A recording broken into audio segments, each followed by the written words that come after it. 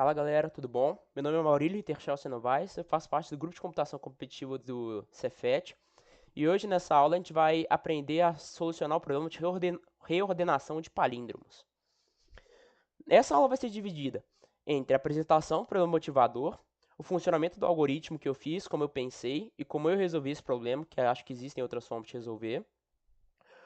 Eu vou apresentar meu algoritmo passo a passo, bem sucinto, bem fácil de entender, para o raciocínio ficar bem explícito. E eu vou deixar o problema para vocês poderem acessar depois. O problema motivador foi esse. Dada uma sequência de caracteres, sua tarefa é reordenar suas letras de modo que ela se torne um palíndromo, ou seja, que ela seja lida da mesma forma de trás para frente. A entrada que a gente vai receber vai ser uma string de comprimento n consistindo de caracteres de A a Z, em letra maiúscula. A nossa saída vai ser um palíndromo composto pelos caracteres originais. Eu posso imprimir qualquer solução válida, mas caso a solução não seja válida, que a gente vai tratar, a gente tem que printar sem solução. A única restrição desse problema que eles passam para a gente é que o tamanho da string tem que ser até 10 a 6 caracteres. Ou seja, o tamanho máximo da string vai ser de 10 a 6, que chega na casa do milhão. Então, eles ainda passam um exemplo para a gente entender bem, que é esse aqui. A gente recebe a string e a gente envia o palíndromo. E como você pode perceber, o caso no solution vai ser com base nisso aqui, eu vou explicar melhor. Mas o B aparece só alguma vez, uma quantidade ímpar. Então, obrigatoriamente, ele tem que ficar no meio, porque a gente não consegue espelhar ele, a gente não tem com quem a gente comparar para o lado ficar igual. Então, para balancear, o que ficar ímpar tem que ficar no meio. O funcionamento do algoritmo é o seguinte: o código vai verificar se é possível transformar uma string em um palíndromo, reorganizando seus caracteres. Primeiro, ele conta a frequência de cada caractere usando o mapa. E o mapa vai ser uma função map, que eu vou explicar melhor quando eu for mostrar meu algoritmo. Aí, se houver mais de um caractere com frequência ímpar, imprime no solution, que é a sem solução. Pois palíndromos permitem, no máximo, um caractere central ímpar. Caso contrário, constrói a primeira metade do palíndromo, constrói a primeira metade do palíndromo, adicionando metade da ocorrência de cada caractere, arredondando para baixo. E espelha essa metade para formar a segunda parte. Se houver um caractere com frequência ímpar, ele é colocado no meio, e resultando em string simétrica, que eu tinha falado antes. O algoritmo é eficiente com complexidade O de n, onde n é o tamanho da string, pois percorre uma string uma vez para contar as frequências e outra para montar o palíndromo. A solução garante que, quando possível, a string resultante seja a menor possível em ordem lexicográfica, já que os caracteres são processados em ordem crescente. E agora eu vou começar a tratar do algoritmo. As funções que eu usei, bibliotecas que eu usei foi a iOSString, que é normal do C++, a string, para eu poder manipular a string livremente, another map, que é o que eu vou explicar daqui a pouquinho, e algorithm, só para eu poder usar as funções matemáticas. Aí agora na Intmain já começa meu código. Eu pego a string S e pego a entrada dela. Então eu estou pegando agora, se eu fosse pegar o exemplo, eu estaria pegando isso aqui, essa entrada. Aí agora eu criei esse another map, que é justamente a função que eu tinha falado, e é o mapa que foi dito. O que é esse mapa? Eu estou criando um vetor que vai avaliar duas coisas. Ele vai estar salvando duas coisas. Ele vai estar salvando o caractere e vai estar salvando a quantidade dele. Por isso que eu estou chamando de vetor de frequência. Então vai estar lá na posição da letra A maiúscula. Vai estar o número de vezes que ela apareceu. Então sendo todos iniciados com 0, que é o que eu faço quando eu faço isso aqui. E basicamente nesse for aqui, esse char-c, eu estou fazendo ele percorrer da primeira à última posição desse vetor, desse mapa de frequências que eu estou falando. Então, nesse ponto aqui, a gente pega frequência da letra C. A letra C, vamos comparar com a entrada que a gente está falando.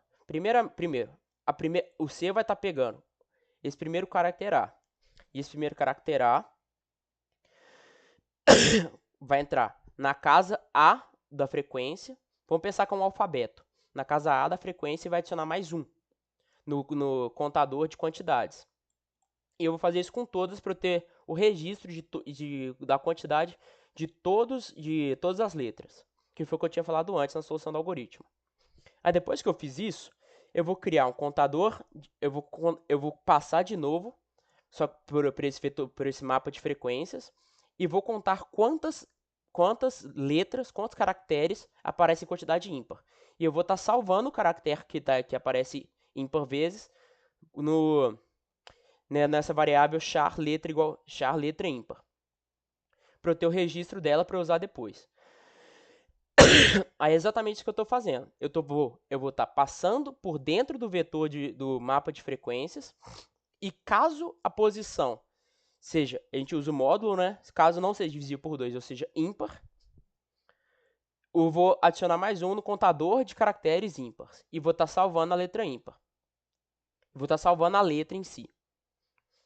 Aí é a condição que eu coloquei.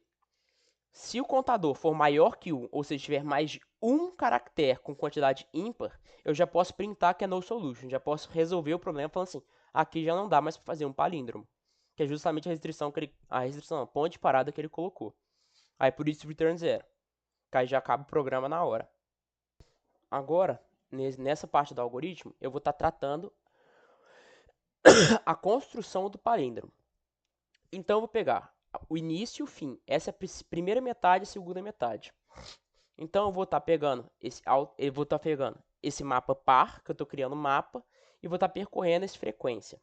Então esse char C, ele vai estar pegando o caractere, e o count vai estar pegando a quantidade de vezes que esse caractere aparece. Então caso esse caractere apareça